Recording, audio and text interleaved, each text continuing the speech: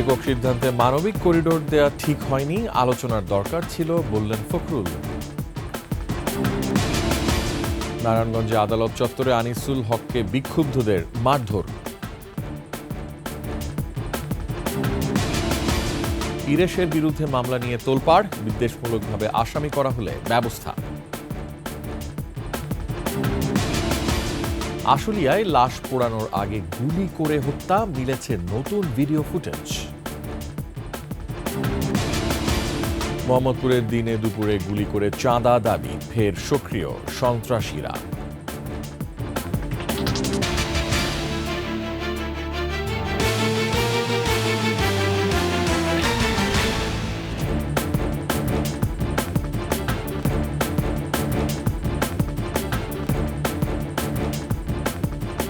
শুনছিলেন সংবাদ শিরোনাম। আমন্ত্রণ রাতের 21 সংবাদের সাথে আছি আমি রিয়াজ হাফিজ।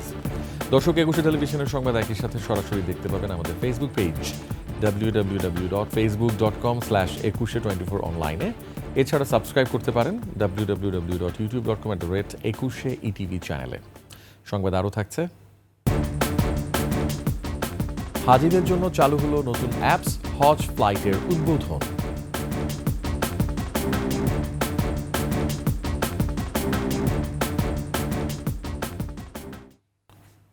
রাখাইনকে মানবিক করিডোর দেয়া সরকারের একক সিদ্ধান্ত বলে জানালেন বিএনপির মহাসচিব মির্জা ফখরুল ইসলাম আলমগীর। এতে দেশের স্বাধীনতা, সার্বভৌমত্বের প্রশ্ন জড়িত বলেও মনে করেন তিনি। এদিকে প্রধান উপদেষ্টার আল জাজিরায় দেয়া নির্বাচন বিষয়ক বক্তব্যের সমালোচনা করেছেন বিএনপির স্থায়ী কমিটির সদস্য আমির খসরু মাহমুদ চৌধুরী। সহকর্মীদের সহায়তায় ডেস্ক রিপোর্ট। ঠাকুরগাঁও সদর উপজেলা বিএনপির গণসংযোগ কর্মসূচিতে অংশ নেন দলের মহাসচিব মির্জা ফখরুল ইসলাম আলমগীর। বলেন, রাখাইনকে মানবিক করিডোর দেওয়ার আগে রাজনৈতিক দলগুলোর সাথে আলোচনা করা দরকার ছিল। আজকে বাংলাদেশকে ওই জায়গায় পৌঁছাতে হলো যে বাংলাদেশকে এখন আপনার একটা প্যাসেজ দিতে হচ্ছে। অনেক বড় সিদ্ধান্ত। এই সিদ্ধান্তের সঙ্গে আমাদের স্বাধীনতা, সার্বভৌমত্ব এবং ভবিষ্যতে এই অঞ্চলের শান্তি স্থিতিশীলতা জড়িত আছে। সরকারের উচিত ছিল, দায়িত্ব ছিল এই বিষয়টা নিয়ে সমস্ত রাজনৈতিক দলগুলোর সঙ্গে কথা বলা। দেশের নিরাপত্তা ও মানুষের স্বার্থে নির্বাচনটা দ্রুত হওয়া দরকার বলেও মন্তব্য করেন মির্জা ফখরুল। সংস্কারটা হোক, নির্বাচনটাও হোক। কারণ নির্বাচনটা এখন মানুষের খুব বেশি দরকার। তার প্রতিনিধি নির্বাচন করা দরকার দেশের স্বার্থে, দেশের নিরাপত্তার স্বার্থে, দেশের মানুষের স্বার্থে। এদিকে গুলশানে চেয়ারপারসনের কার্যালয়ে নেব ভাসানী, পিপলস পার্টি ও আমজনতা পার্টির সাথে লিয়াজো কমিটির বৈঠক শেষে আল জাজিরায় প্রধান উপদেষ্টার নির্বাচন বিষয়ক বক্তব্যের সমালোচনা করেন বিএনপি নেতা আমির খসরু মাহমুদ চৌধুরী। 16 বছরের যুদ্ধটা ছিল গণতন্ত্রের জন্য, বাংলাদেশে গণতান্ত্রিক অর্ডার ফিরিয়ে আনার জন্য, জনগণের ভোটাধিকার ফিরিয়ে আনার জন্য, জনগণের মালিকানা ফিরিয়ে আনার জন্য। কোনো মহামানবকে বাংলাদেশের দায়িত্ব দেওয়ার জন্য বাংলাদেশের মানুষ নির্বাচনে, এই বাংলাদেশের মানুষ আন্দোলন সংগ্রাম করে নাই। সুবিধাভোগী গোষ্ঠী নির্বাচন পেছানোর জন্য সময় ক্ষেপণ করে গণতন্ত্রের বিরুদ্ধাচরণ করছে বলেও মন্তব্য করেন তিনি। গণতন্ত্রের বিরুদ্ধে গিয়ে। সমর ইসলাম, ডেস্ক রিপোর্ট, 21 টেলিভিশন। ছাত্রদলের সাবেক নেতা ফাহিম মুনতাসির শান্তর কিডনি প্রতিস্থাপনে অর্থ সহায়তা দিয়েছেন বিএনপির ভারপ্রাপ্ত চেয়ারম্যান তারেক রহমান। শান্তের হাতে আর্থিক সহায়তার চেক তুলে দেন বিএনপির ছাত্র বিষয়ক সম্পাদক রকিবুল ইসলাম বকুল। বিস্তারিত আরেফিন শাওনের রিপোর্টে। শান্তর দুটি কিডনি বিকল প্রায়, তার চিকিৎসার জন্য আর্থিক সহায়তা দিয়েছে বিএনপির ভারপ্রাপ্ত চেয়ারম্যান তারেক রহমান। বাংলাদেশ মেডিকেল বিশ্ববিদ্যালয়ে চিকিৎসাধীন শান্তর হাতে এই সহায়তা তুলে দেন ছাত্রদলের কেন্দ্রীয় নেতারা। সে সময় দলের হয়ে যারা কাজ করেছেন, তারেক রহমান তাদের পাশে আছেন বলে জানান তারা। গণতান্ত্রিক আন্দোলন করতে গিয়ে শুধু বিএনপি নেতাকর্মীরা, বাংলাদেশের সাধারণ মানুষ, সাধারণ শিক্ষার্থীরা যারা অসুস্থ হয়েছেন তাদের পাশেও আমাদের দলের ভারপ্রাপ্ত চেয়ারম্যান জনাব তারেক রহমান ছিলেন। আমাদের ভারপ্রাপ্ত চেয়ারম্যান জনাব তারেক রহমানের নির্দেশক্রমে আমরা এসেছি এবং উনি বলে পাঠিয়েছেন আমাদের ছাত্রদল নেতা যতক্ষণ সুস্থ না হবেন উনি শেষ পর্যন্ত তার পাশে থাকবেন। শান্তর পরিবার বলছে, ফ্যাসিস্ট আওয়ামী লীগের আমলে সুচিকিৎসা পাননি তিনি। জেল জুলুমের অবস্থার প্রেক্ষিতে বাড়ি ছাড়ার পরে দীর্ঘ দিন একটা দুরারোগ্য ব্যাধিতে আক্রান্ত হয়েছিল, তারপরেও মাঝে মধ্যে ভালো হওয়ার পরেও শেষ পর্যায়ে কিডনি রোগে আক্রান্ত হয়ে এখন মৃত্যুর সঙ্গে পাঞ্জা লড়ছে। শান্তর সুস্থতার জন্য সকলের কাছে দোয়া চান তার পরিবারের সদস্যরা। আরেফিন শাওন, 21 টেলিভিশন, ঢাকা। একটি হত্যা মামলায় নারায়ণগঞ্জের আদালতে হাজিরের পর সাবেক আইনমন্ত্রী আনিসুল হককে কিল ঘুষি মারা হয়েছে। সোমবার বিকেলে নারায়ণগঞ্জের senior judicial magistrate Mohammad Moinuddin কাদিরের আদালতে এই ঘটনা ঘটে। রিমান্ড শুনানি শেষে আদালতের এজলাস থেকে বের করার সময় কয়েকজন তাকে বেধড়ক কিল ঘুষি মারেন। নারায়ণগঞ্জ থেকে রবিউল ইসলামের তথ্য ছবিতে ডেস্ক রিপোর্ট। এভাবেই বিক্ষুব্ধরা চড়াও হন সাবেক আইনমন্ত্রী আনিসুল হকের উপর। এর আগে সকালে কড়া নিরাপত্তায় সাবেক আইনমন্ত্রী আনিসুল হককে ঢাকা কেন্দ্রীয় কারাগার থেকে নারায়ণগঞ্জের আদালতে নেওয়া হয়। পরে সিনিয়র জুডিশিয়াল ম্যাজিস্ট্রেট মঈনুদ্দিন কাদিরের আদালতে আনিসুল হককে হাজির করে 7 দিনের রিমান্ড আবেদন করে তদন্তকারী সংস্থা সিআইডি। শুনানি শেষে আদালত 4 দিনের রিমান্ড মঞ্জুর করেন। Senior judicial magistrate Moinuddin Kadir সাহেবের আদালতে শুনানি অনুষ্ঠিত হয়। অস্ত্রগুলি সরবরাহ করছে এবং এই কারা হুকুম দিছে এই সকল বিষয় উদ্ঘাটনের জন্য তাকে 4 দিনের পুলিশ রিমান্ড মঞ্জুর করেছে। এরপর এজলাস থেকে বের করার সময় ক্ষুব্ধ আইনজীবী ও জনতা আনিসুল হককে কিল ঘুষি ও চড় থাপ্পড় মারেন। এ সময় জনতা ধাওয়া করলে পুলিশ দ্রুত প্রিজন ভ্যানে তুলে নারায়ণগঞ্জ কারাগারে নিয়ে যায়। ফিরোজ হোসেন, 21 টেলিভিশন। জুলাই আন্দোলনের সক্রিয় অভিনেতা ইরেশ জাকেরের বিরুদ্ধে মামলা রাষ্ট্রপক্ষ করেনি বলে জানিয়েছেন সংস্কৃতি উপদেষ্টা। জানান, মামলার স্বাধীনতায় কেউ অপব্যবহার করেছে, আর মামলাটি বিদ্বেষমূলক বা হীন উদ্দেশ্যে হলে বাদীকে সামনে আনার তাগিদ দিয়েছেন আইন উপদেষ্টা। বিস্তারিত আকবর হোসেন সুমনের রিপোর্টে। এবার 5 আগস্টে মিরপুরে একটি হত্যা মামলায় নাম এসেছে জুলাই আন্দোলনের সক্রিয় অভিনয় শিল্পী ইরেশ জাকেরের। কিন্তু তিনি নিজেই জুলাই আন্দোলনে সক্রিয় ছিলেন। সামাজিক মাধ্যমে জুলাই আগস্টে ইরেশের দেওয়া পোস্টগুলো মামলার পর আবারও সামনে আসছে। সাংস্কৃতিক অঙ্গনেও এই মামলা নিয়ে উঠেছে নানান প্রশ্ন, প্রতিবাদও করছেন অনেকেই। মামলায় নাম আসা ইরেশ জাকের প্রসঙ্গে সচিবালয়ে কথা বলেন সংস্কৃতি বিষয়ক উপদেষ্টা। সঠিক তদন্ত আশা করেন তিনি। ইরেশ জাকেরকে আমি পার্সোনালি চিনি, আমি জানি জুলাইয়ের আন্দোলনে উনি জড়িত ছিলেন। ফলে এটা ডিপলি ট্রাবলিং অ্যান্ড ডিপলি ডিস্টার্বিং। মামলা করার স্বাধীনতা আছে, সবাই সেই স্বাধীনতার কেউ অপব্যবহার করছে। আমি বিশ্বাস করি পুলিশ এটা সঠিক তদন্ত করবে এবং তদন্ত করে যেটা সত্য সেটার পক্ষে থাকবে এবং যেটা মিথ্যা সেটাকে বাতিল করে দেবে। আর এক অনুষ্ঠানে ওই হত্যা মামলায় ইরেশকে জড়ানো বাণিজ্যিক উদ্দেশ্য বা বিদ্বেষমূলক কিনা এ প্রশ্নে মামলাকারীকে সামনে আনার তাগিদ দেন আইন উপদেষ্টা।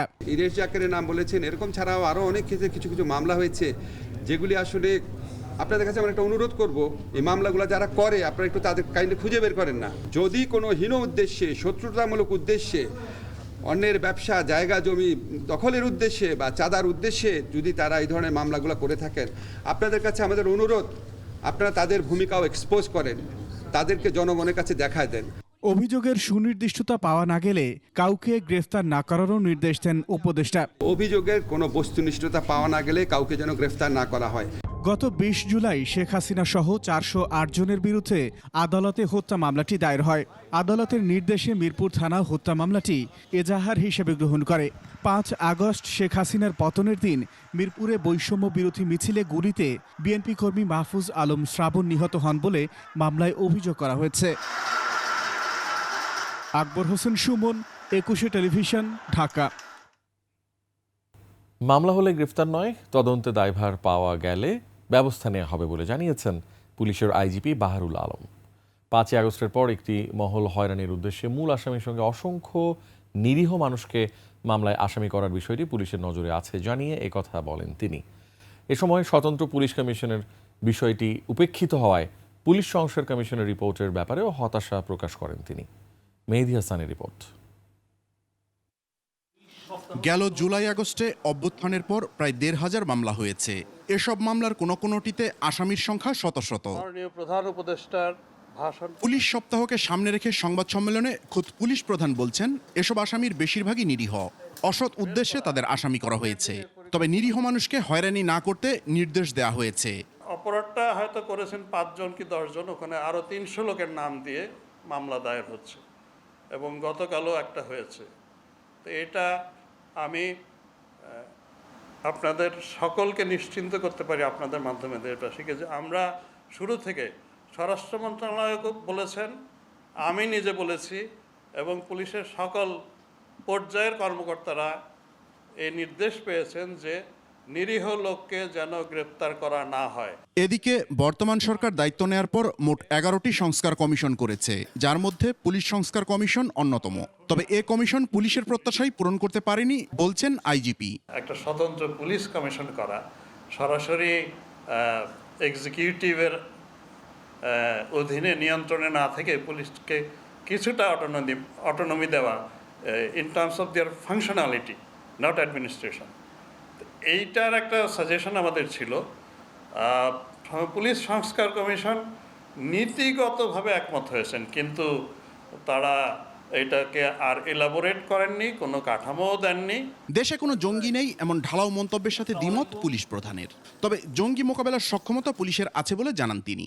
অনেকগুলো এজেন্সি আছে যারা এদেরকে মনিটর করছেন এবং এ ব্যাপারে আমার মনে হয় যে অন্তত এই নেটওয়ার্কটা মোকাবেলা করার মতন সক্ষমতা আমাদের আছে। এবারের পুলিশ সপ্তাহ হবে 3 দিন ব্যাপী এবং থাকছে না কোনো উৎসব। আনন্দ উৎসব বাদ দিয়ে অনেক বেশি কার্যকর সেশনগুলো করা। মেহেদি হাসান, 21 টেলিভিশন, ঢাকা। আশুলিয়ায় 6 জনের মরদেহ পোড়ানোর আগে গুলি করে হত্যার নতুন ভিডিও ফুটেজ মিলেছে তদন্ত সংস্থার কাছে। নতুন করে শনাক্ত হয়েছে আরও 2 জন। 25শে মে এই ঘটনায় প্রতিবেদন দাখিলের নির্দেশ দিয়েছে ট্রাইব্যুনাল।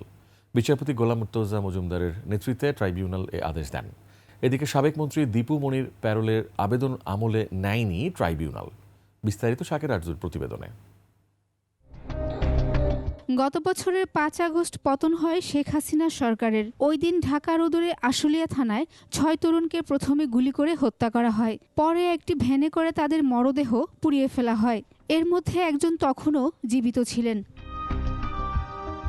ট্রাইব্যুনালে প্রসিকিউশন টিম জানায়, আশুলিয়া থানায় মরদেহ পুড়িয়ে দেওয়ার আগে গুলি করার ফুটেজ পাওয়া গেছে নতুন করে। আরও 2 জনকে শনাক্তও করা হয়েছে। হত্যা করা হয়েছে, পোড়ানো হয়েছে। একজন জীবিত ছিলেন, তাকে পোড়ানো হয়েছে। এখন আমরা যেটা পেয়েছি সেটা হচ্ছে যে হত্যাকাণ্ড সংগঠনের একটা ভিডিও চিত্র আমরা পেয়েছি। এটা আমরা এখন যাচাই বাছাই করছি। পরে ট্রাইব্যুনাল 1 মাস সময় বাড়িয়ে 25 মে তদন্ত প্রতিবেদন দাখিলের দিন ধার্য করেন। এই ঘটনায় হাজির করা হয় অতিরিক্ত পুলিশ সুপার আব্দুল্লাহিল কাফি, শহীদুল ইসলাম ও ওসি আরাফাত হোসেনকে। এই মামলা তদন্ত রিপোর্ট দাখিলের শেষ পর্যায়ে আমরা দেখতে পেলাম যে যারাকে পোড়ানো হয়েছে তাদের হত্যার ভিডিওটা আমাদের সামনে আসছে। এই বিষয়ে তদন্ত সমাপ্ত করার জন্য কিছুদিন সময় দরকার। এই জন্য আমরা 1 মাস সময় চেয়েছিলাম। অনারেবল ট্রাইব্যুনাল এটা মঞ্জুর করেছে। অন্যদিকে যাত্রাবাড়ী থানার হত্যা মামলায় হাজির করা হয় তৎকালীন আইজিপি চৌধুরী আব্দুল্লাহ আল মামুন ও এনটিএমসি প্রধান জিয়াউল আহসানকে। আগামী 20 জুলাই তদন্ত প্রতিবেদন দাখিল করতে বলেছে ট্রাইব্যুনাল। আর রামপুরার কার্নিশে ঝুলে থাকা এক যুবককে হত্যার ঘটনায় তদন্ত প্রতিবেদন একই দিন দাখিলের নির্দেশ দেওয়া হয়েছে।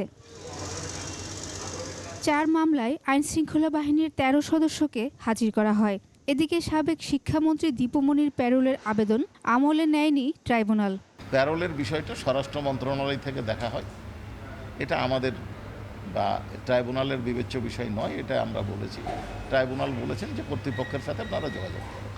এছাড়া হত্যা মামলায় নরসিংদী জেলা ছাত্রলীগের সভাপতি রবিউলকে কারাগারে পাঠিয়েছে ট্রাইব্যুনাল। শাকেরা আরজু, 21 টেলিভিশন, ঢাকা। শীর্ষ সন্ত্রাসীদের নামে এখনও চলছে চাঁদাবাজি। ফাঁকা গুলি করে ভয়ভীতি দেখানো হচ্ছে ব্যবসায়ীদের। রাজধানীর মোহাম্মদপুরে চন্দ্রিমা হাউজিংয়ের পরিচালকের অফিসে সোমবার দুপুরে ঘটনা ঘটেছে এমন। পুলিশ বলছে স্থানীয় দুষ্কৃতিকারীরাই এমন ঘটনা ঘটাচ্ছে। আসিফ সুমিতের রিপোর্ট। এটি একটি ব্যবসা প্রতিষ্ঠানে গুলি করার দৃশ্য। সোমবার দুপুর 2:20 রাজধানীর মোহাম্মদপুর শেরশাশুড়ি সড়কের 75/20 নম্বর ভবনের সামনের দৃশ্য। ব্যস্ত সড়কে মোটরসাইকেলে আসেন হেলমেট পরিহিত 2 যুবক। তাদের একজন ভবনে ঢুকে গুলি চালান। তবে এই গুলি চালিয়ে ভয় দেখানোর উদ্দেশ্য কয়েক মাস পুরনো। শীর্ষ সন্ত্রাসী ইমনের নাম ভাঙিয়ে চন্দ্রিমা হাউজিং ব্যবসায়ীদের কাছে চাওয়া হয় 50 লাখ টাকা। গত 24/3/2025 রমজানের সময় ক্যাপ্টেন চাঁদা চেয়েছিল 50 লক্ষ টাকা। আজকে এতদিন পর কোনো কথা নাই, বার্তা নেই, কেউ আমাকে ফোনও দেয় নাই। আজকে দুপুর 2:20 হঠাৎ করে একজন এসে গুলি করে যায়।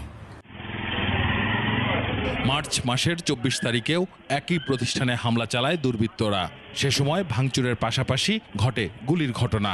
পুলিশি অভিযানে গ্রেপ্তার করা হয় একজনকে। গতবার তো ইমনের নাম ব্যবহার করে চাঁদা চেয়েছিল, সেভাবে তো আমরা তদন্তে আগাচ্ছিলাম। এখন বলতে ইমনের সংশ্লিষ্টতা পাওয়া যায়নি। এ ধরনের হুমকির ঘটনার নেপথ্যে জড়িতদের গ্রেপ্তারের চেষ্টা চলছে বলেও জানায় পুলিশ। আসিফ সুমিত, 21 টেলিভিশন, ঢাকা। এবারের গ্রীষ্মে 18,000 মেগাওয়াট বিদ্যুৎ চাহিদা নির্ধারণ করা হয়েছে। বর্তমানে উৎপাদন হচ্ছে 16,500 মেগাওয়াট। বকেয়া বিল নিষ্পত্তি করা হয়েছে জানিয়ে বিদ্যুৎ ও জ্বালানি উপদেষ্টা ফাউজুল কবির খান বলেন, কয়লা এলএনজি আমদানি বাড়ানো হবে, তেলভিত্তিক বিদ্যুৎ কেন্দ্র চালু করা হবে, আর এতে লোডশেডিং থাকবে সহনীয় মাত্রায়। তৌহিদুর রহমানের রিপোর্ট। গরমের মাত্রা বাড়ছে, এরই মধ্যে দেশের বেশ কিছু স্থানে হচ্ছে বিদ্যুতের লোডশেডিং। বিশেষজ্ঞরা বলছেন, বিদ্যুৎ উৎপাদনের সক্ষমতা থাকলেও এখনও সঞ্চালন লাইনের দুর্বলতা রয়ে গেছে। হাত নিয়ে সমন্বিত পরিকল্পনার অভাবও আছে। তাই গরম আসলে লোডশেডিং নিয়ে সরব হয় চারদিক। এ অবস্থায় গ্রামাঞ্চলে সন্ধ্যা থেকে রাত 10টা পর্যন্ত লোডশেডিং মুক্ত রাখার তাগিদ দিয়েছেন জ্বালানি বিশেষজ্ঞরা। গ্রামে যদি আমরা সন্ধ্যা থেকে 10টা পর্যন্ত বিদ্যুৎ বেশি রাখি আর অন্য সময় লোডশেডিং করে জ্বালানি সরবরাহ করে সেই সময় যদি লোডশেডিং মুক্ত রাখে, তাহলে আমি মনে করি যে লোডশেডিং মোকাবেলা করা বা লোডশেডিং এর অভিঘাত থেকে জনগণকে সুরক্ষা দেওয়াটা অনেক সহজ হবে। গরমকালে লোডশেডিং মুক্ত রাখতে নানা পরিকল্পনা নিয়েছে সরকার, বলছেন জ্বালানি উপদেষ্টা। ডিমান্ড তো আরো বাড়বে। আমরা তো বলছি যে ডিপেন্ডিং অন যে ওই যে টেম্পারেচার 18,000 পর্যন্ত যেতে পারে। তেল ভিত্তিক যেসব বিদ্যুৎ কেন্দ্র সেগুলো বাধ্য কিছুটা চালাচ্ছি, কিন্তু পুরো দামে চালাচ্ছি। কিন্তু যখন আরো যদি ডিমান্ড বাড়ে তখন আমরা তেল ভিত্তিক বিদ্যুৎ কেন্দ্র আরো চালাবো। এরপরও লোডশেডিং হলে গ্রাম শহরে সমানভাবে হবে বলে জানান বিদ্যুৎ ও জ্বালানি উপদেষ্টা। আরবান রুরাল কথা, আরবান এরিয়াতে লোডশেডিং কত হয়েছে আর রুরাল এরিয়াতে। বিগত সরকারের রেখে যাওয়া ঋণ পরিশোধের কারণে বেড়েছে এই খাতে ভর্তুকিও। তৌহিদুর রহমান, 21 টেলিভিশন, ঢাকা। হজ অ্যাপ লাব্বাইক উদ্বোধন করলেন প্রধান উপদেষ্টা ডক্টর মোহাম্মদ ইউনুস। রাষ্ট্রীয় অতিথি ভবন যমুনায় এক অনুষ্ঠানে এর উদ্বোধন করেন তিনি। সে সময় তিনি অ্যাপের ফলে হজ যাত্রীদের আর কোনো ভোগান্তি থাকবে না বলেও জানান। মেহেদী হাসানের রিপোর্ট। প্রতি বছরই হজে গিয়ে নানা ভোগান্তি পোহাতে হয় হজ যাত্রীদের। তাদের এসব সমস্যার সমাধানে তৈরি করা হয়েছে নতুন অ্যাপ লাব্বাইক, যাতে মিলবে হজ যাত্রীদের সব তথ্য, আপডেট, হজের প্রতিটি ধাপের নির্দেশনা। উদ্বোধন করতে গিয়ে প্রধান উপদেষ্টা বলেন, হজ যাত্রীদের এখন আর কোনো দুশ্চিন্তা থাকবে না। ব্যবহারকারীদের মতামতের ভিত্তিতে আগামীতে এর উন্নত সংস্করণ তৈরি করার নির্দেশনা দেন তিনি। মতামতগুলোকে গ্রহণ করা এবং পরবর্তী সংস্করণের কাজে কোনগুলো অতি জরুরি, কোনগুলো মাঝারি রকম জরুরি, কোনগুলো এ পর্যন্ত কাজে লাগবে বলে মনে হচ্ছে না, ভবিষ্যতে লাগলে আমরা করবো। এই ধরনের শ্রেণীবিন্যাস করে নেওয়া, যাতে করে আমরা প্রস্তুত হতে পারি। এটা এমন জিনিস যে যাতে করে এটা ক্রমাগতভাবে তার উন্নয়নটা হতে থাকে। এ সময় ধর্ম উপদেষ্টা বলেন, এবারই প্রথম বিমান ভাড়া কমানো হয়েছে। সরকারি খরচে কাউকে হজে নেওয়া হচ্ছে না। 100 জন মানুষ আমার মন্ত্রণালয় থেকে আমরা কম নিয়েছি, এবং ধর্ম মন্ত্রণালয়ের বাইরে অন্য কোনো মন্ত্রণালয় থেকে আমরা সরকারি অর্থে কোনো অতিথিকে এবছর আমরা হজে নিচ্ছি। এরপর ফরেন সার্ভিস একাডেমিতে সংবাদ সম্মেলন করে এই অ্যাপের বিস্তারিত তুলে ধরেন কর্মকর্তারা। একজন হাজি এখানে খুব সহজে রেজিস্ট্রেশন করতে পারবেন, উনি তার পরিবারের সদস্যদেরকে অ্যাড করতে পারবেন। সেখানে তারা যে সিটিতে ওনারা থাকবেন, মক্কা মদিনায়, সেখানকার নামাজের সময়সূচি, সেখানকার আবহাওয়া সম্পর্কে জানতে পারবেন। মেহেদী হাসান, 21 টেলিভিশন, ঢাকা। হজ যাত্রার উদ্বোধন করেছেন ধর্ম উপদেষ্টা ডক্টর আফম খালিদ হোসেন। সে সময় বলেন, এবারের হজ যাত্রা হবে নির্বিঘ্ন ও শান্তিপূর্ণ। আর হাবের মহাসচিব জানান, অন্যান্য বছরের তুলনায় এবছর বেশি চ্যালেঞ্জ থাকলেও এজেন্সিগুলো সঠিকভাবে কাজ করায় হজ ব্যবস্থাপনা অনেক সহজ হয়েছে। মাহতাব মিনহাজের রিপোর্ট। মুসলিম জাতির পিতা হজরত ইব্রাহিম আলাইহিসসালামকে আল্লাহ তাআলা হজের আদেশ দেন। তারপর থেকে বিশ্বের বিভিন্ন প্রান্তের মুসলিমরা পাপ মুক্তি আর আত্মশুদ্ধির আকুল বাসনা নিয়ে প্রতি বছর আসেন পবিত্র কাবা শরীফে। লাখো কণ্ঠে আনুগত্য প্রকাশ করেন মহান আল্লাহর প্রতি। বছর ঘুরে আবার এসেছে হজের মৌসুম। এরই মধ্যে মুসল্লিদের পদচারণায় মুখরিত রাজধানীর হজ ক্যাম্প। প্রথম ফ্লাইটের উদ্বোধন উপলক্ষে সংবাদ সম্মেলনে উপদেষ্টা সহ উপস্থিত হন বিভিন্ন মন্ত্রণালয়ের কর্মকর্তারা। তুলে ধরা হয় এবারের হজ ব্যবস্থাপনার বিষয়গুলো। গত বছর আমার মিনিস্ট্রি থেকে যারা হজ যাত্রীদের সেবার জন্য গেছেন তার চাইতে এবার 100 জন আমরা কম নিচ্ছি। অনেকে আমাদেরকে বলে থাকেন, আপনার ড্রাইভার কেন নিচ্ছেন, মালি কেন নিচ্ছেন, গানম্যান কেন নিচ্ছেন? 90,000 মানুষের ব্যবস্থাপনা। গত বছর 64 জন বাংলাদেশে হাজি মারা গেছেন, শত শত অসুস্থ হয়ে পড়েছেন, রাস্তার মাঝে পড়ে গেছেন। ওনাকে কাঁধের উপর নিয়ে লিফটে উঠিয়ে হসপিটালে নিয়ে যাবে কে? প্রতি বছরের তুলনায় এবার হজ ব্যবস্থাপনায় চ্যালেঞ্জ বেশি ছিল বলে জানান হাবের মহাসচিব। 1000 কোটা 15 বছরের নিচের হজযাত্রীদের জন্য বিধিনিষেধ, দ্রুততম সময়ের মধ্যে মোয়াল্লেম চুক্তি এবং অত্যন্ত দ্রুততম সময়ের মধ্যে বাড়ি ভাড়া সহ অনেকগুলো নতুন কাজ আমাদেরকে এবছর করতে হয়েছে। হজ ক্যাম্পের ব্যবস্থাপনায় খুশি মুসল্লিরা। হজ ক্যাম্পের যে ব্যবস্থাপনা আছে আমরা সন্তোষজনকমূলক ব্যবস্থাপনা পাইছি আল্লাহর তরফ থেকে। দেশের মানুষ যেন শান্তিতে থাকে, আল্লাহ রাব্বুল আলামিন দেশের মানুষকে যেন অবমাননা থেকে দূরে রাখে। এবার হজে যাবেন 87,100 জন মুসল্লি। এর মধ্যে 81,900 জনই যাবেন বেসরকারি ব্যবস্থাপনায়। সবশেষ ফ্লাইট চলবে 31 মে পর্যন্ত। মাহতাব মিনহাজ, 21 টেলিভিশন, ঢাকা। নিচ্ছি সংবাদ বিরতি, যখন ফিরছি তখন থাকছে। দেশের বিভিন্ন স্থানে কাল বৈশাখীর তাণ্ডব, বজ্রপাতে শিক্ষার্থী সহ 14 জনের মৃত্যু। আমার আমন্ত্রণ রাতের 21 সংবাদে। রাখাইনের সাথে মানবিক করিডোরের বিষয়টি স্পষ্ট নয়, এই বিষয়টি জাতির সামনে স্পষ্ট করা দরকার বলে মন্তব্য করেছেন জামায়াত ইসলামীর আমির ডাক্তার শফিকুর রহমান।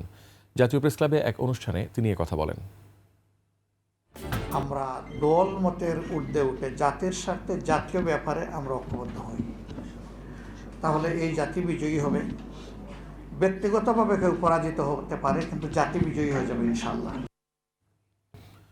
মন্ত্রণালয়ের মতামত ছাড়া বিএনপি নেতা ইশরাক হোসেনকে ঢাকা দক্ষিণ সিটি কর্পোরেশনের মেয়র হিসেবে গেজেট প্রকাশ করেছে নির্বাচন কমিশন। ওসমানী স্মৃতি মিলনায়তনে জাতীয় আইনগত সহায়তা দিবস উদযাপনে আয়োজিত অনুষ্ঠান শেষে এ মন্তব্য করেন আইন উপদেষ্টা। যারা নির্বাচন কমিশন মন্ত্রণালয়ের মতামতের জন্য অপেক্ষা না করে নিজেদের সিদ্ধান্তে গেজেট নোটিফিকেশন প্রকাশ করেছে। এ সময় মেজর সিনহা হত্যাকাণ্ড ও আলোচিত 7 খুনের দ্রুত বিচার নিষ্পত্তি ও আশা করেন উপদেষ্টা। পাশাপাশি আসিয়া হত্যা মামলায় দ্রুত রায় পাওয়া যাবে বলেও জানান আইন উপদেষ্টা।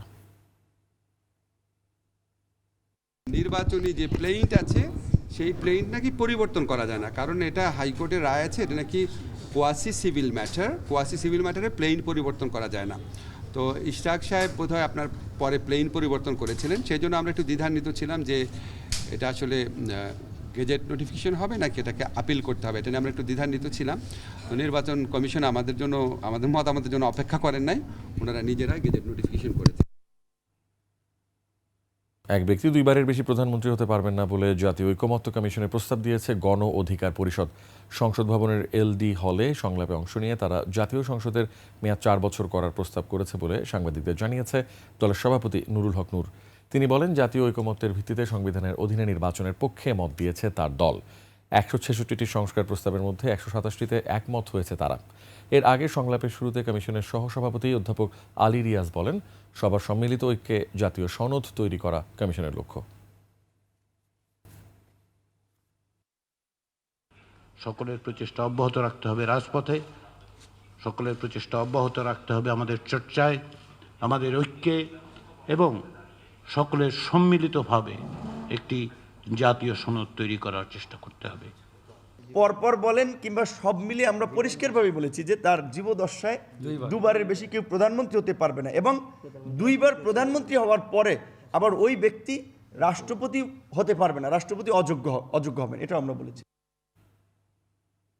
দেশের অর্ধেক জনসংখ্যা নারীকে ঘরে রেখে রাষ্ট্র এগোবে না। তাই শুধু নারী নয়, নারীদের অধিকার প্রতিষ্ঠায় পুরুষদেরও পাশে থাকতে হবে বলে মনে করেন বাংলাদেশ মহিলা পরিষদের নেত্রীরা। সোমবার জাতীয় প্রেসক্লাবে নারীর মানবাধিকার পরিস্থিতির কথা তুলে ধরে সংবাদ সম্মেলন করেন তারা অভিযোগ করেন, সংস্কার কমিশনের সুপারিশ নিয়ে নারী বিদ্বেষী গোষ্ঠী উঠে পড়ে লেগেছে। সোহেল সামির রিপোর্ট। যখনই নারী মুক্তির কথা সামনে আসে তখনই নারী বিদ্বেষী একটি গোষ্ঠীর ঘুম হারাম হয়ে যায়। অন্য সংস্কার নিয়ে তাদের মাথা ব্যথা না থাকলেও নারী বিষয়ক সংস্কারের তারা বিরোধী। আমরা নারীরা ঘরে ফিরে গেলে এই সমাজ কি আগাবে? এই সমাজের অগ্রগতি কি তাতে বহমান থাকবে? কাজে আজকে যদি নারীর প্রতি সহিংসতা বন্ধ না করা হয়, নারীর বিদ্বেষী অপপ্রচার বন্ধ করতে সরকার এগিয়ে না আসেন, তাহলে আজকে বাংলাদেশের সমাজ রাষ্ট্রর পশ্চাৎপদতা ঘটবে। সংবিধানে নারীর সমান অধিকার প্রতিষ্ঠা, অভিন্ন পারিবারিক আইন, ধর্মীয় কুসংস্কার থেকে মুক্তি ও নারীর স্বাভাবিক রাজনৈতিক অধিকার প্রতিষ্ঠাই বড় চ্যালেঞ্জ মনে করছেন তিনি। সংবিধানে নারী পুরুষের সমান অধিকারের কথা থাকলেও সেখানে আমরা দেখেছি যে জনজীবনের সমান অধিকারের কথা থাকলেও যে ব্যক্তি জীবনে যে মানে পারিবারিক আইন, যেটা বৈষম্যমূলক পারিবারিক আইন আমরা যেটা বলি, যেটা কিন্তু নারী পুরুষের সমতা প্রতিষ্ঠার ক্ষেত্রে একটা অন্যতম বাধা। শুধু না, নারীর প্রতি যে সহিংসতা, নারীর মর্যাদা, নারীর সম অধিকার সব ক্ষেত্রে কিন্তু একটা ভীষণ রকম একটা বাধা বলে আমরা মনে করি আর কি। যে সেইখানে বৈষম্যমূলক পারিবারিক আইন সংস্কার করে আমরা বলছিলাম যে অভিন্ন পারিবারিক আইনের দাবি কিন্তু বাংলাদেশ মহিলা পরিষদ দীর্ঘদিন ধরে বলেছে।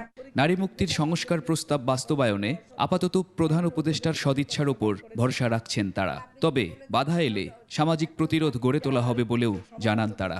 দেশের মানুষকে নিয়ে আমরা সরব হব এবং সেই দিনটার জন্য সবাই অপেক্ষা করে থাকবে। সোহেল সামি, 21 টেলিভিশন, ঢাকা। দুদকের নামে হোয়াটসঅ্যাপে অ্যাকাউন্ট খুলে সাধারণ মানুষকে ভয়ভীতি দেখিয়ে টাকা হাতিয়ে নিচ্ছে একটি চক্র। এরই মধ্যে চক্রের একজনকে শনাক্ত করেছে দুর্নীতি দমন কমিশন। আরেফিন শাওনের রিপোর্টে বিস্তারিত। দুর্নীতি দমন কমিশনের চেয়ারম্যান এবং কমিশনারদের নামে হোয়াটসঅ্যাপ অ্যাকাউন্ট খুলে সাধারণ জনগণকে ভয় দেখিয়ে অর্থ হাতিয়ে নেওয়ার প্রমাণ পাওয়া গিয়েছে। ব্রিফিংয়ে দুদক জানান, রংপুরে এই চক্রের একজনকে শনাক্ত করা হয়েছে। মাননীয় চেয়ারম্যান এবং দুদকের বিভিন্ন কর্মকর্তাদের নাম ব্যবহার করে হোয়াটসঅ্যাপ গ্রুপ খুলে কিংবা ফেসবুক গ্রুপ খুলে আমাদের সাধারণ নাগরিকদের, সরকারি কর্মকর্তা কর্মচারীদেরকে নানাভাবে প্রতারিত করা হচ্ছে। আমরা যে এই প্রতারক চক্র সম্পর্কে আমরা অবহিত, ইতিমধ্যে আমরা বেশ কিছু তাদের লোকেশন আমরা ডিটেক্ট করেছি। এদিকে রাজশাহীর সাবেক সংসদ সদস্য এনামুল হকের 22টি ব্যাংক হিসেবের প্রায় 2,500 কোটি টাকার অস্বাভাবিক লেনদেনের প্রমাণ পাওয়া গিয়েছে। তার স্ত্রীর ব্যাংক হিসেবেও অস্বাভাবিক লেনদেন হয়েছে। জনাব এনামুল হক 2,239 কোটি টাকারও বেশি সন্দেহজনক ও অস্বাভাবিক লেনদেনের তথ্য অনুসন্ধানকালে উদ্ঘাটিত হয়েছে। তহুরা হক, তার স্বামী জনাব এনামুল হক, সাবেক সংসদ সদস্য, রাজশাহী 4-এর সহায়তায় নিজ নামেও দুটি ব্যাংক হিসাবে 3,40 লক্ষ টাকারও বেশি অস্বাভাবিক ও সন্দেহজনক লেনদেন করার অপরাধ। তাদের দুজনের বিরুদ্ধে দুর্নীতি দমন কমিশন আইন 2004, মানি লন্ডারিং প্রতিরোধ আইন 2012, দুর্নীতি প্রতিরোধ আইন 1947 এবং দণ্ডবিধির 109 ধারায় আরও একটি মামলা রুজুর সিদ্ধান্ত গৃহীত হয়েছে। তাদের দুজনের বিরুদ্ধে মামলা করেছে দুদক। আরেফিন শাওন, 21 টেলিভিশন, ঢাকা। বাংলাদেশ থেকে ভারতের বর্ধমানে নিয়ে যাওয়া 2 বাংলাদেশি শিশুকে 30 দিনের মধ্যে হাজিরের নির্দেশ দিয়েছে হাইকোর্ট। কলকাতা ডেপুটি হাইকমিশন, স্বরাষ্ট্র মন্ত্রণালয় সহ বিবাদীদের এই নির্দেশ দেন উচ্চ আদালত। মায়ের আবেদনের প্রেক্ষিতে বিচারপতি মোহাম্মদ আকরাম হোসেন চৌধুরী ও বিচারপতি দেবাশিস রায় চৌধুরীর বেঞ্চ এই আদেশ দেন। বিস্তারিত শাকির আরজুর রিপোর্টে। 12 বছর আগে চট্টগ্রামের মেয়ে মৌসুমী শর্মার সঙ্গে বিয়ে হয় মিহির শর্মার। দুজনেই তারা চট্টগ্রামের বাসিন্দা ও বাংলাদেশের নাগরিক। 11 বছর বয়সী বড় ছেলে সন্তান ও একটি কন্যা সন্তান রয়েছে তাদের। গত সেপ্টেম্বরে দাম্পত্য কলহের জেরে মিহির শর্মা স্ত্রীকে না জানিয়ে 2 সন্তান নিয়ে ভারতের বর্ধমানে চলে যান। মৌসুমী শর্মা অনেক খোঁজাখুঁজির পর জানতে পারেন সন্তানরা ভারতে চলে গেছে। মৌসুমী অভিযোগ করেন তাদের মধ্যে ছাড়াছাড়ি হয়নি। দিশেহারা মা উপায় না দেখে উচ্চ আদালতের দ্বারস্থ হন। সে সেপ্টেম্বরে 15 তারিখ আমাকে না বলে আমার বাচ্চাদেরকে নিয়ে চলে গেছে। তো এর ভিতরে আমি তার ফ্যামিলির সাথে অনেকভাবে যোগাযোগ করার ট্রাই করছি, বাট আমার বাচ্চারা তারা কোনো রেসপন্স করে নাই। আমার বাচ্চাগুলো আমার কাছ থেকে নিয়ে চলে গেছে, এটার জন্য অন্য কেউ আমাকে শিখিয়ে দিবে ওরকম মা আমি না। শুনানি শেষে ভারতে নিয়ে যাওয়া 2 বাংলাদেশি শিশুকে 30 দিনের মধ্যে হাজিরের নির্দেশ দিয়েছে হাইকোর্ট।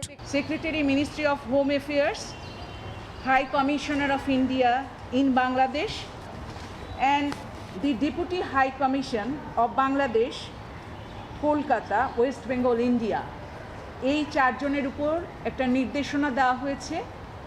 আগামী 4 সপ্তাহের মধ্যে এই বাচ্চাদের আদালতে হাজির করার নির্দেশনা দেওয়া হয়েছে। মৌসুমী শর্মার আইনজীবী জানান, অতীতেও দেশের বাইরে থেকে সন্তান ফিরিয়ে আনার উদাহরণ আছে। কানাডাতে এইরকম একটা বাচ্চাদের নিয়ে যাওয়া হয়েছিল এবং বাংলাদেশি কোর্টে একটা রায় হয়েছিল বাচ্চাদের কাস্টডি কার হবে, এবং সেইখানে চাইল্ড রাইটস অ্যাক্ট 1989-এ এই ধরনের বাচ্চাদের নিজ দেশে ফেরত পাঠানোর বিষয় আছে। 4 সপ্তাহ পর মামলাটি আবারও শুনানির জন্য আসবে বলে জানান আইনজীবী। শাকেরা আরজু, 21 টেলিভিশন, ঢাকা। দেশের বিভিন্ন জেলায় বজ্রপাতে 4 শিক্ষার্থী সহ কমপক্ষে 14 জনের মৃত্যু হয়েছে। রোববার রাতে ও সোমবার সকাল থেকে কুমিল্লা, কিশোরগঞ্জ, নেত্রকোনা, সুনামগঞ্জ, নোয়াখালী, খুলনা, চাঁদপুর, শরীয়তপুরে কালবৈশাখী তাণ্ডবের সময় বজ্রপাতে তাদের মৃত্যু হয়। প্রতিনিধিদের পাঠানো তথ্য ও ভিডিওতে ডেস্ক রিপোর্ট।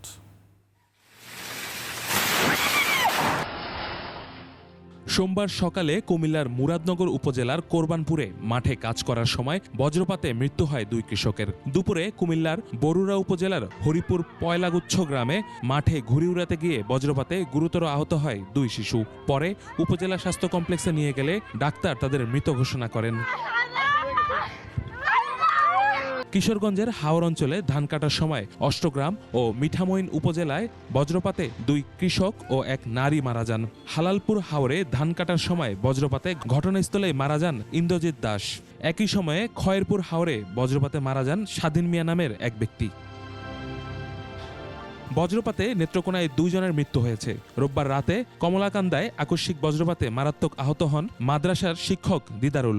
পরে তাকে উপজেলা স্বাস্থ্য কমপ্লেক্সে নিয়ে গেলে ডাক্তার মৃত ঘোষণা করেন। সোমবার ভোরে মদন উপজেলার ত্রয়সী ইউনিয়নের ত্রয়সী গ্রামে নিজ বাড়ির সামনেই বজ্রপাতে আরেকজনের মৃত্যু হয়। সুনামগঞ্জের শাল্লা উপজেলায় বজ্রপাতে 1 কলেজ ছাত্রের মৃত্যু হয়েছে। সোমবার সকালে উপজেলার আটগাঁও গ্রামের বুড়িগাঙ্গাল হাওরে এই ঘটনা ঘটে। গরু চড়াতে পাশের গ্রামে বুড়িগাঙ্গাল হাওরে বৃষ্টির সঙ্গে বজ্রপাত শুরু হলে নিরাপদ স্থানে যাওয়ার চেষ্টা করেন ওই কলেজ ছাত্র। সে সময় ঘটনাস্থলেই তার মৃত্যু হয়। ওই সময়ে তার সঙ্গে থাকা একটি গরুও মারা যায়। নোয়াখালীর সদর উপজেলায় বজ্রপাতে 1 দিনমজুরের মৃত্যু হয়েছে। 4 দিনমজুর গাছ কাটার সময় বৃষ্টি শুরু হলে হঠাৎ করেই বজ্রপাত হয়। 3 দিনমজুর নিরাপদে যেতে সক্ষম হলেও ঘটনাস্থলে মারা যান 1 জন। চাঁদপুরের কচুয়ায়, শরীয়তপুরের সখীপুরে 2 নারী ও খুলনার রূপসায় 1 যুবক বজ্রপাতে নিহত হয়েছে। ইউসুফ হাসান নাইম, 21 টেলিভিশন। আরও একটি সংবাদ বিরতি, যখন ফিরছি তখন থাকছে। সীমান্তে গোলাগুলির মধ্যে ক্ষেপণাস্ত্র পরীক্ষা চালালো ভারত, বেইজিং ইসলামাবাদ ফোন আলাপ। আবারও আমন্ত্রণ রাতের 21 সংবাদে।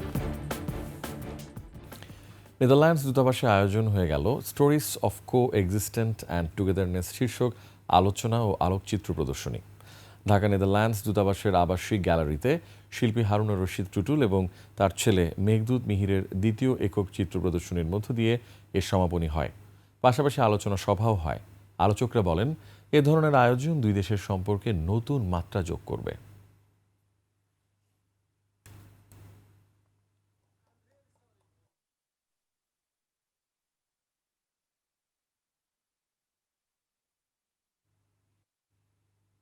বাণিজ্য সংবাদ।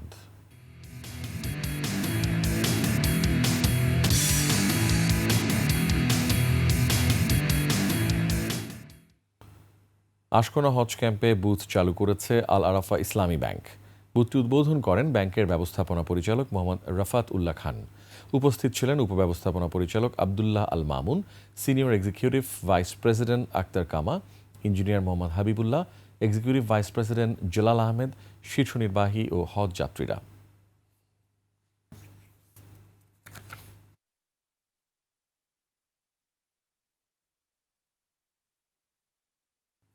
শেষ করছি রাতের 21 সংবাদ। তবে যাবার আগে সংবাদ শিরোনামগুলো আরও একবার। একক সিদ্ধান্তে মানবিক করিডোর দেওয়া ঠিক হয়নি, আলোচনা দরকার ছিল বললেন ফখরুল। নারায়ণগঞ্জে আদালত চত্বরে আনিসুল হককে বিক্ষুব্ধদের মারধর। ইরেশের বিরুদ্ধে মামলা নিয়ে তোলপাড়, বিদ্বেষমূলকভাবে আসামি করা হলে ব্যবস্থা। আশুলিয়ায় লাশ পোড়ানোর আগে গুলি করে হত্যা, মিলেছে নতুন ভিডিও ফুটেজ। মোহাম্মদপুরের দিনে দুপুরে গুলি করে চাঁদা দাবি, ফের সক্রিয় সন্ত্রাসীরা।